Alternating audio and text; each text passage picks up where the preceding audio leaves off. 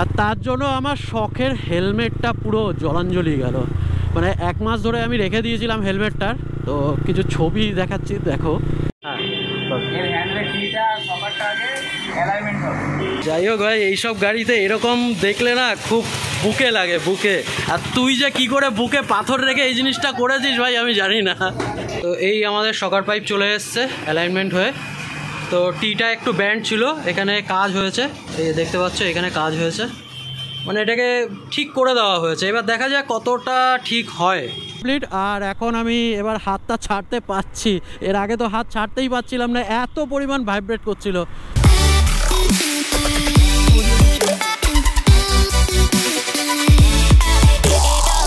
Hello guys, what's up and welcome to DS moto adventure Bangla. তো আজ প্রায় 1.5 থেকে 2 মাস পর আমি বাংলায় মোটো ব্লগ বানাচ্ছি। মানে এতদিন 1 মাস তো প্রায় গাড়ি পড়েই ছিল বাড়িতে। 1 মাস আমি বাইক না চালানোর জন্য মানে চালিয়েছি, ওই বাজারে যাওয়া ব্যাস এইটুকখানি। আর তার জন্য আমার শখের হেলমেটটা পুরো জলাঞ্জলি গেল। মানে 1 মাস ধরে আমি রেখে দিয়েছিলাম হেলমেটটার। তো কিছু ছবি দেখাচ্ছি, দেখো। তো এই বর্ষার ওয়েদারে হেলমেটটা 1 মাস ফেলে রাখার জন্য এই অবস্থা হয়েছে, মানে হেলমেটটা শেষ।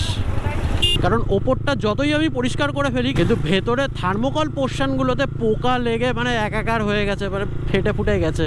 তো যাই হোক, এটা আর ইউজ করা যাবে না, মানে আমার শখের হেলমেটটা গেল। দেখছি কোনো উপায় যদি এটাকে আবার রিকভার করা যায়। যাই হোক, এখন আমি যাচ্ছি আকাশের গ্যারেজে। তো আমার বাইকটার একটা সার্ভিসিং করাতে হবে, মোবিলটা চেক করাবো, তারপরে একটু ব্যালেন্সিং ইস্যু কতটা সলভ করা যায় সেটাও একবার দেখবো। তো এই আমি চলে এসেছি আকাশের গ্যারেজে।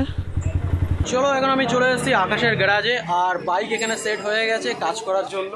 তো কাজ শুরুও করে দিয়েছে, কিন্তু আকাশের গ্যারেজ এখন আগে যেখানে ছিল সেখানে আর নেই। প্রথমে আকাশের গ্যারেজ ওখানে ছিল, তো ওখান থেকে শিফট হয়ে এখন এখানে চলে এসছে। মানে একটু ডিস্টেন্স, জাস্ট কয়েকটা স্টেপ এখান থেকে এইটুকু। আজকে আমার গাড়ির কাজের পুরো কাজটা করবে এই যে দুজন। খবরটা ভালো করে দেখে নাও, যদি কোনো প্রবলেম হয় এরা দায়ী। আর এই যে আরেকজন, ভাই একটু উকি মার, একটু লজ্জাবতী লতা দেখো। ওরে বাবা, তুই তো গাড়িটা চালিয়ে দেখলি, কি কি প্রবলেম দেখা গেল?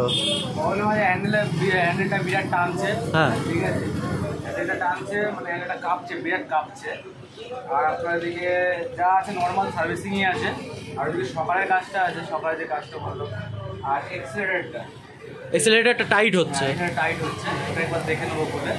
আর এয়ার ফিল্টারগুলো চেক হয়ে যাবে, ঠিক আছে। তার পিছনে ডিসপ্যাচ চেন ওগুলো হয়ে যাবে। এই আপাতত কাজ আছে।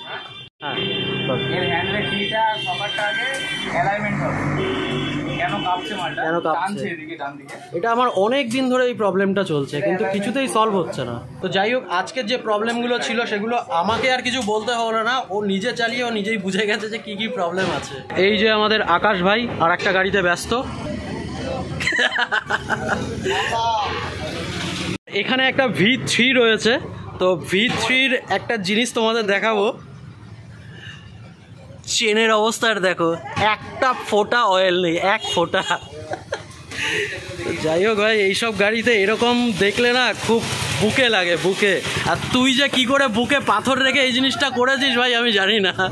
তো আমার বাইকের এখন শকার আর শকার টি খোলা কমপ্লিট। তো এটা যাচ্ছে এখন লেদে, কারণ ও বলছে যে শকার টি নাকি কি, সকার টি হালকা ব্যাকা আছে, পাইপটা একবার চেক করে নেবে, মানে দেখা আছে, সেই জন্যই হচ্ছে প্রবলেম। তো যাই হোক, এখন লেদে যাচ্ছে, এটাকে দেখা যাক। ডান দিকে ঢুকে যাচ্ছে না, ওই টিটা হালকা ব্যাকা আছে, বুঝতে পারছিলাম কিছু একটা সমস্যা আছে।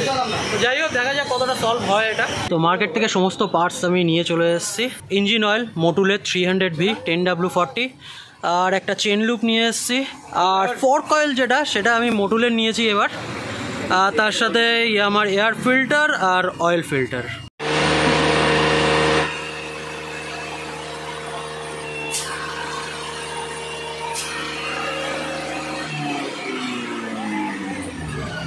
তো এই আমাদের শকার পাইপ চলে এসছে অ্যালাইনমেন্ট হয়ে।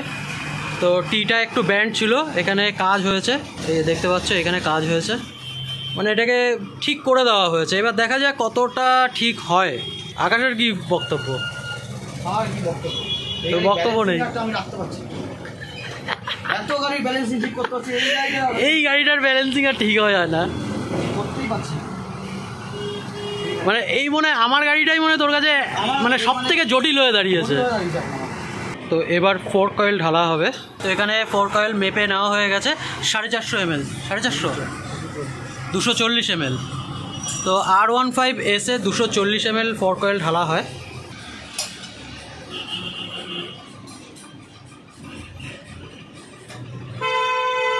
মানে এক একটা সিঙ্গেল পাইপে 240 ml।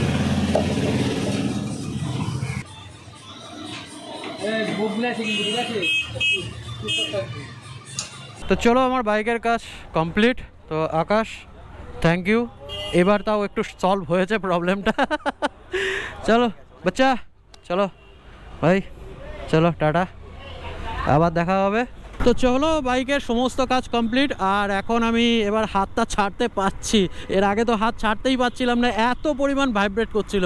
তো সেই প্রবলেমটা সলভ হয়ে গেছে। আর একটা দিক থেকে বাইকটার সমস্যা হচ্ছে, যখনই আমি টপ বক্সটা লাগালাম আর টপ বক্সের মধ্যে কিছু মালপত্র আমি রেখেছি, পিছনটা যেহেতু ভারী হয়ে গেছে সেই জন্য একটু সমস্যা হচ্ছে। কিন্তু যখন টপ বক্সটা লাগানো ছিল না তখন একেবারেই প্রবলেম হচ্ছিল, মানে 90% প্রবলেম সলভ হয়ে গেছিলো। তো এটাকে একটু ইগনোর করতে হবে, কারণ কিছু করার নেই, পিছনে লাগেজ তো থাকবেই। তো এই হ্যান্ডেল হালকা হয়ে যাওয়ার যে প্রবলেমটা রয়েছে, তো এটারও সলিউশনের একটা বুদ্ধি আমি বার করেছি। তো আগে করে দেখি যে প্রবলেমটা সলভ হয় কি না। তো হয়ে গেলে তোমাদের সাথেও আমি শেয়ার করব। তো এই ছিল আজকে ছোট্ট একটা ভিডিও। আর অনেক দিন পর ভিডিও বানাচ্ছি বলে একটু প্রবলেম হচ্ছে আমার ভিডিও বানাতে, মানে কথা সব জড়িয়ে যাচ্ছে। তো যদি তোমরা হিন্দি ল্যাঙ্গুয়েজ বোঝো তাহলে আমার প্রথম চ্যানেল মানে ডিএস মোটো অ্যাডভেঞ্চার, তো ওটাও সাবস্ক্রাইব করে রেখো। তো ওখানে আমি হিন্দিতে ভিডিও বানাই। আর ডেলি আপডেট পাওয়ার জন্য আমাকে ইনস্টা আর ফেসবুকে অতি অবশ্যই ফলো করো। তো চলো এই ভিডিওটা এই পর্যন্তই, আবার দেখা হবে অন্য একটা ভিডিওতে। তো ততক্ষণের জন্য stay tune, take care and good by.